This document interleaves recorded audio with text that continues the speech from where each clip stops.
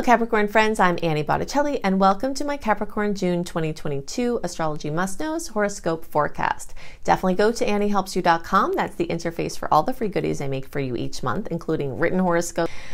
This is for you if Capricorn is your sun sign, your moon sign, your rising sign, or any other placement that you watch for. I personally have my moon in Capricorn and my Venus in Capricorn.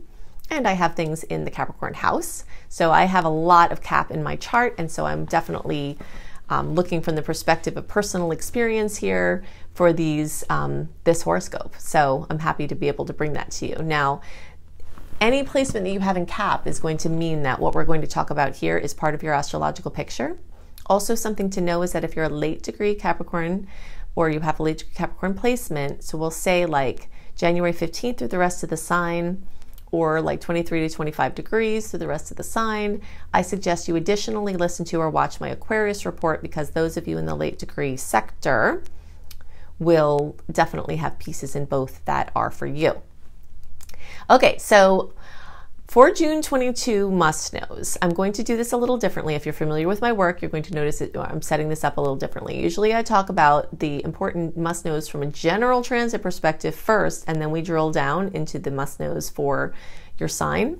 And believe me, they are equally as relevant. Sometimes people say, I just want to know what's relevant for Capricorn. But trust me, you will want to know what is relevant from the general perspective, because the general transit perspective too, because that's just as relevant for you. And in some cases, some of the things we're going to talk about will dominate decisions and things you have to do.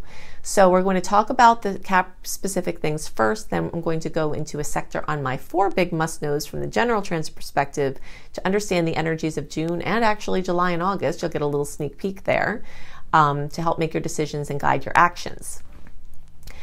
Okay, so the first big must-know for Cap is that we've got energies moving through Aries, Taurus, and Gemini. All right, so this is going to light up your sectors of your 4th and 5th and 6th houses, and also influence pretty much the whole bottom half of your chart, because between the planets moving through the signs of Aries, Taurus, and Gemini, and the houses of the 4th, 5th, and 6th house, that is the entire bottom section of the house. So or of the chart. So you've got a lot going on, so let's just take it piece by piece. Aries and Gemini movements make challenging angles for Capricorn, so you are going to feel pressure this month. As I always talk about, pressure is not always a bad thing. Pressure can be a good thing, and of all the people in the zodiac, people with Capricorn placements tend to do exceptionally well under pressure. Sometimes pressure can be a very good thing, and that can be happening at this time. Most of the connections that are occurring are, just giving you impetus to do something that you needed to do, or there's something you wanted to do that's going to require work, and now you've got to go through the work of doing it. But the manifestation potentials are so profound at this time, because not only do we have personal planets moving through, which are the ones closer to us, they're kind of quicker, they pass faster. We also have long-term planets like Jupiter now in Aries, making a long-term square for your placement, which means that you've got a lot of pressure on to make some things happen in any area of your life, and it could be something that you've always wanted. Okay, so there's a chance for fantastic fulfillment and accomplishment, which I know Capricorns love, especially because you tend to work hard, and this could be a time of a lot of fruit bearing. Okay, so let's take it also piece by piece. You're going to be super busy. Energies are going to be very scattered on one end because all the Gemini energies are swirling. They're mutable. You're going to be traveling a lot, communicating with people a lot. People from the past might come up in a really, really big way. You might have some new people come in, and the more you get towards the middle of June, the more chance that anyone new comes in could be a long-term contact, or POC as I like to call them, person of consequence. So just kind of look out. Your social scene for professional or personal is going to be off the charts. You've got a focus on your health. There might be a matter that you've been trying to address. You might be still dealing with some tests or things that have to do with trying to drill down into something going on, or to fine-tune some medical things, or just general improvement of health and wellness. But you're going to really be focused on that, whether you want to be or not. You could be proactive and excited about it, or it could be something's going on and it's like, it's time to deal with this. But in any case, you just have to apply your huge powers of perseverance and dedication and apply them to the areas that may have been neglected. So for instance, while you're busy doing something, whatever your thing is that you're focused on, you know what it is for you, maybe something like your health or your relationship or your house needs some attention, So this could be a time where your home repairs or relationship repairs or just making special time for the people close to you because you might have been distracted with some other necessary obligations or projects. This is also a time when your romantic life can come alive in a very, very big way. Dating scene can be especially lively, or getting back to focusing on having experiences with the person that you already have in your life, or a person that you have in your life, things involving your kids or children. This is an amazing time to take stock of your core foundational experiences, basically, everything from your physical body, your finances, anything from your communication and those devices, anything having to do with home and family and housing and, just getting all of that fixed up. There's also a very, very good chance that you might be having a massive amount of fun. And I have been talking about this, has been trending for Capricorns. Capricorns are, I know that you might get sick of hearing this, but I know you already know it, but I know it because I'm doing it every day. We definitely have a tendency to work very hard. And sometimes that can interfere with having fun, unless you make fun a habit. But this could be a time where like a bucket list thing could be going on, a trip of monumental, value to you, something like a creative project. Something seems to be gelling in an arena of creativity and fun and just, fiery, passionate expression, whether that's through creative sources or through kids or through, work or your partner. It's definitely, I'm definitely excited about it for me. So that definitely means you should be excited about it for you. All right, so let's see what else here.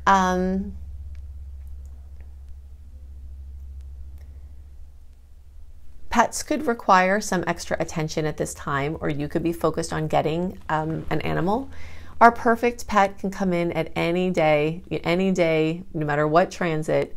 But if you're looking for choosing a pet and you have say in it and you're the one going out and you don't have any other intuitive feeling otherwise, the energies in the second half of June, all of July, and most of August are really, really great for giving a pet a forever home. So that's coming up for you as well. It's also a really good time to reevaluate your systems and how you're doing things and how efficient they are and how effective they are. In general, Capricorns are pretty good at that, but this is a time where you're taking stock of those kind of things. And you might be just trying to get things managed in a shorter amount of time so you can show up for the fun that wants to happen with these great transits. Okay, so we do have a slew of really sweet aspects this month, and I talk more about that in the next section, but there's something I want to drill down into, and that is Venus trining Pluto. Okay, so it's Venus in Taurus trining Pluto in Capricorn. So this is especially relevant for you because obviously Pluto's in Capricorn, and this is an Earth trine. Okay, so a trine is the most favorable aspect in all of astrology. When planets get together in this configuration, just beautiful blessings can come. And the kind of blessings that come might be something that you didn't even ask for, or you asked for but you didn't do any work towards, or that you worked hard for and now it's coming in and it could just fall in your lap. It could totally be a lucky break. We've had a sequence of those potentials increasing for Capricorns at this time, lucky breaks and things gelling like that. And so, Venus rules love and beauty and money and relationships and finances and self-esteem. So some kind of boost there. Pluto rules transformation, anything having to do with getting through like a phoenix rising from the ashes, a regeneration. So you've got these energies coming together in the material, very physical energy of Earth. So this can be beautiful. This is happening on June 21st. You can feel it in the days before and after. It can be great for any of you, but those of you in the later degree sector, you're likely to more get a direct kiss from this. And so that's going to be like, say, January 18th, 5 days before, 5 days after, like June 13th through the rest of the sign. or so, that you're going to get the biggest kiss. And the closer you are to 28 degrees, the more you're likely to get a very notable kiss from this. Now, if you don't know your degrees and you want to know your degrees, that's one of the many perks you get when you sign up for my free email newsletter at anniehelpsyou.com. I will send you in the welcome letter information on how to access the software to run your chart, and then you can see the degrees. You might be surprised to find you have a bunch of planets in Capricorn. I know when I first looked at my chart, which was like 500 million years ago, it seems like now, somebody was doing a reading for me. I was helping them with something, and I didn't like astrology at that time because I was not educated on it, and it was just sort of something that came in front of me and I was dealing with it, right? So I looked at the chart, there's all this stuff clustered in one area, and I'm like, what's all that? She's like, oh, that's 9 placements in Sagittarius. 9, right? Okay, so you could have a whole bunch of placements in Capricorn, and when I'm talking about degrees or birth dates, you could have things that are relevant for you and you didn't even know it. So whether it's through my software or some other, method of your own, I suggest that you run a free birth chart so that you could use the information that I give you in better ways. Okay, so now let's talk about my 4 must-knows from the general transit perspective that will set the tone for the energies of the month and also give you the sneak peek into July and August, and how you can best align your energies with the shift that we have. There's a very distinct shift going on in June as it progresses, and you'll want to understand the difference so you can align your actions so that you can be in tune with the natural rhythms of the universe. Okay, so we've got 4 big must-knows from the general transit must-know perspective, which is true for all signs, but very critical to know to understand the energies of this month. The first big must-know is that our sweet versus salty ratio, as far as the aspects, are yay. Now, if you're not familiar with my little Annie terms here, sweet aspects are the ones where the planets are in harmony and tend to bring nice outcomes, and the salty ones are when the planets are kind of grouchy and they can bring nuisance events. So we've got almost double the sweet aspects compared to the salty ones. Again, this month, we've got a several month sequence where this has been happening, but June is the last month because July, it will start to favor the challenging aspects more over the sweet ones. So we want to soak this up while we can. Something else important about this, this ratio here is that even some of the few salty aspects or potentially salty aspects this month are ones that are conjunctions, which means they could go either way. A conjunction is a neutral aspect. It could be very positive or very challenging. And so even of some of these salty ones that are there, some of them could be super positive. And of the other ones that aren't conjunctions, they all have sweet aspects happening on the same day or very close to any of the remaining salty ones. So that's super positive for the general climate of this month. Of course, we know that general aspects, any particular ones of them, don't always drizzle down into our personal experience, but it's definitely an important piece to consider. The next big exciting must know is that eclipse heat of this season is fading. April and May were our big eclipses. Definitely look at my April and May horoscope reports, either through podcast or video on YouTube, to see where these areas, what areas of life for each of your signs might be affected, and some of the other themes that could be in the backdrop. You can check that out there. But what we're excited about here is that April and May can be super anxiety ridden in the way that change is coming, but you don't really know what it is. And you feel something's opening, but you're not really sure the details. And it's just sort of a time when the air is electric. You feel like you have your finger stuck in a socket. And that is starting to fade in June. While we could have some very important eclipse related news and events come in, the biggest heat of the season will be behind us by this time, and we are celebrating that. The next big must know is that we've got a hybrid month this month. So we've got retrograde until around June 2nd, depending on your time zone. And with every day we move towards June 19th, that post Mercury retrograde shadow period will clear. So essentially, the first half of the month is retrograde and the second half is direct. So let's just look at my handy chart to remind you of what that means. So for the first half of June, you want to deal with what comes up. Not conjure things to do because you're not really sure clarity is still coming. You want to clear out clutter in your mind, in your relationships. The things that were swept under the rug, they're going to come out, so it's time to deal with them. And time to make new space for new projects and experiences. So you want to get those piles off your desk so that new projects can come in. You want to get those creative babies out, we're maybe not out yet because we're not quite in the launch zone yet. We'll talk about that in a second. But you want to get those creative babies finished up, polished up, edited, so you can send them out into the world. We've got an amazing time for last minute magic. So May and June is superb for leaving yourself unscheduled as possible, because last minute magic will come in and you're more likely to be able to say yes to an opportunity that comes if you're not super scheduled. And the things you schedule are probably going to shift or be called into question anyway, so it just makes sense. It's amazing to do research in this time. So let's say you want to do something at the end of June or July, August, when we're in our direct period. So we've got, June 19th through August 21st is our big direct period. And then the days leading up to June 19th, we're still in the retrograde. So you might want to wrap up these loose ends, do your research about the things you're going to do in this time, make your bookings, do your stuff then. A lot of times confusion, not being able to see very far ahead is a hallmark of the retrograde. And this is because you're not supposed to be making plans. You're supposed to be dealing with the things that come up. Being in the moment and not, having to worry about too much strategizing or planning, and just being in the now is always a good idea. But it's especially well indicated in the retrograde because it helps to prevent you from doing things that are better for the direct. If you're focused on this very moment, you're less likely to be doing the things that are better off in the direct flow. And it's a good time to honor the flow and not force things, okay?